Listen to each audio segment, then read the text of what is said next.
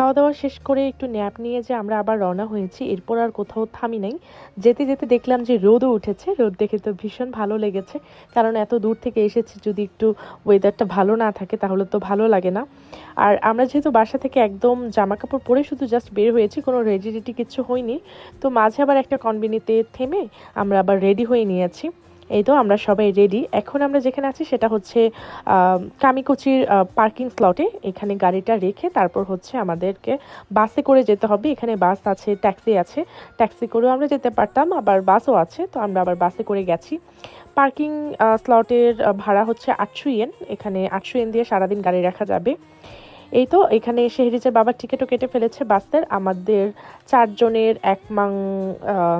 1000 yen মনে হয় লেগেছে সম্ভবত। আমাদের 3 জনের হচ্ছে 9000 ইয়েন, আর শেহরিজের হচ্ছে 1500 ইয়েন, সরি 1,500 ইয়েন লেগেছে। তো এই তো আমরা সবাই বাসে উঠে গেছি, বাস চলে এসেছে। আমরা প্রায় আধা ঘন্টা অপেক্ষা করেছি নেক্সট বাসের জন্য। বাসে উঠে গেছি। বাসের বিভিন্ন স্টপ আছে কামিকুচি যাওয়ার পথে, 20 থেকে 25 মিনিট হয়তো লেগেছে, 20 মিনিটের মতো লেগেছে বাসে। তো আমাদের মেন ডেস্টিনেশন ছিল আমরা হচ্ছে কাপ্পা ব্রিজ যাব। তবে এর আগেও অনেকগুলি বাসের স্টপ আছে যেখানে আমরা নেমে হেঁটে হেঁটে যেতে পারতাম, কিন্তু আসলে বাচ্চা কাচ্চা নিয়ে এতখানি রাস্তা হাঁটা পসিবল না। যারা ইয়াং আছে, মানে বাচ্চা কাচ্চা নেই, 2 জন কাপল শুধু, তারা দেখলাম যে অনেকেই নেমে গেছে, আবার অনেক বুড়া বুড়িরাও নেমে গেছে। তারা আসলে সব কিছু জঙ্গল টঙ্গল দিয়ে হেঁটে মেটে তারপর হচ্ছে মেন ডেস্টিনেশন যেখানে কাপ্পা ব্রিজ, সেইখানে যাবে। তো আমরা আর ওইখানে নামি নেই, আমরা বাস থেকেই দেখেছি যা যা দেখার। এই যে দেখেন, বাস থেকেও কিন্তু অনেক সুন্দর সুন্দর ভিউ আছে। এখানেও বিভিন্ন বাস স্টপ আছে, চাইলে এখানেও নেমে যাওয়া যাবে এবং হেঁটে হেঁটে সব কিছু দেখতে দেখতে একদম লাস্ট পর্যায়ে যাওয়া যাবে। তো আমরা আর এখানে নামি নেই, আমরা একদম লাস্ট যেখানে সেখানে চলে গেছিলাম।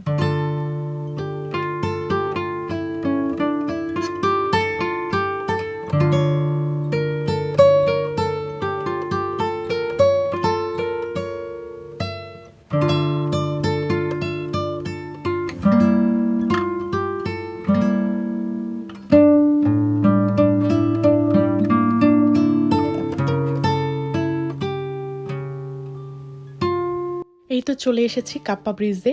আর আমরা একটু আগে নেমে গেছি, এখান থেকে হেঁটে হেঁটে আস্তে আস্তে দেখতে দেখতে কাপ্পা ব্রিজের সামনে যেতে হবে। আর এই দৃশ্যটা যে কি সুন্দর, কি সুন্দর! সুবহানাল্লাহ, আল্লাহর বানানো এত সুন্দর পৃথিবী আল্লাহ আমাদেরকে দেখার সুযোগ করে দিয়েছে। এটার শুকরিয়া আদায় করে মনে হয় না শেষ করা যাবে।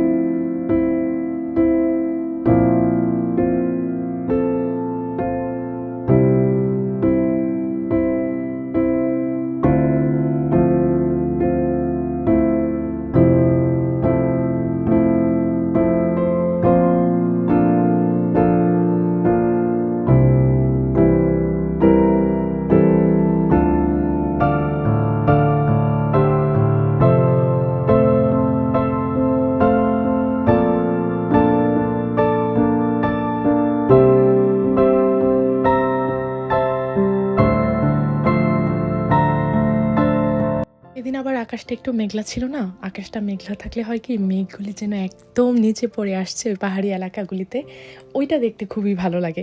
আর এই যে দেখেন আমার ময়না পাখি একটু ঘোরাঘুরি করে আবার ক্লান্ত হয়ে গেছে, সে বললো যে মামি আমি এখন একটু রেস্ট নেব।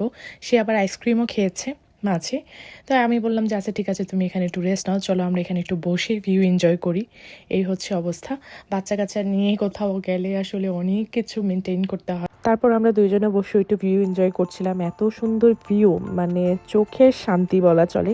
তারপর উঠতে উঠতে আমরা একটু ব্রিজের উপরে উঠেছিলাম, সেখানে উঠেও আবার একটু ছবি ভিডিও নিলাম। ব্রিজের উপরে একটু ভিড় বেশি, কারণ ব্রিজ দিয়ে হেঁটে আবার ওইদিকে যেতে হয়, সবাই তো ব্রিজটাই ইউজ করে ওই পাশে যাওয়ার জন্য। তো এখানে আমরা আবার আরেকটু ছবি ভিডিও করছিলাম, সেই রিচকে বসিয়ে দিয়েছি, বুঝি সে আইসক্রিম খাচ্ছে। তারপর সেখানে অনেকক্ষণ থেকে আবার আমরা বাস স্টপ সেখানে যাচ্ছিলাম আর কি। আর যাওয়ার পথে আবার একটু ভিডিও করছিলাম আর কি জায়গাটার। মনে হয় যে এই ভিউটা মনে হয় ভিডিও করা হয় নাই, বারবার এমনই মনে হয়। এমন করতে করতে বাসায় এসে দেখি কত কত ভিডিও যে আসলে করেছি, বারবার মনে হচ্ছিল এইভাবে তো করি নাই, এইটার তো ভিডিও করি নাই। এভাবে করতে করতে অনেক ভিডিও জমা হয়ে গেছে।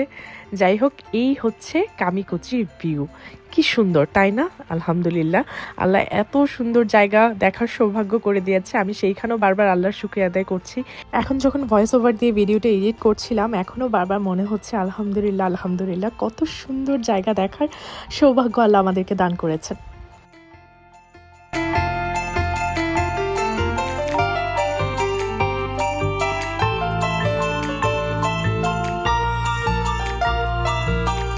এইবার আমাদের সত্যি সত্যি দেরি হয়ে যাবে যদি এখান থেকে না বের হই। অলরেডি তখন 2:45 বেজে গেছে। ভাবেন আমাদের হোটেল রুমের চেক ইন ছিল 3টায়, আর আমরা 2 ঘন্টার আগেই আমাদের 2:45 বেজে গেছে। মানে এখান থেকে কামিকুচি থেকে হাকুবা পৌঁছাতে আমাদের আরও 2 ঘন্টা সময় লাগবে। তো তাড়াতাড়ি করে বাস স্টপ যেখানে বাসের লাইন যেখানে থাকে আর কি গাড়িগুলি, সেখানে চলে গেলাম। তো যাওয়ার পথে আবার একটা সোভেনির শপের মধ্যে ঢুকলাম। আমি কখনোই এরকম সোভেনির চুম্বক কালেক্ট করে নিই, কত জায়গায় তো ঘুরেছি, কিন্তু আমার বোনের দেখলাম যে এটা খুবই শখ আর কি এগুলি কালেক্ট করার। তো ভাবলাম যে ঠিক আছে এবার আমিও একটা কালেক্ট করি।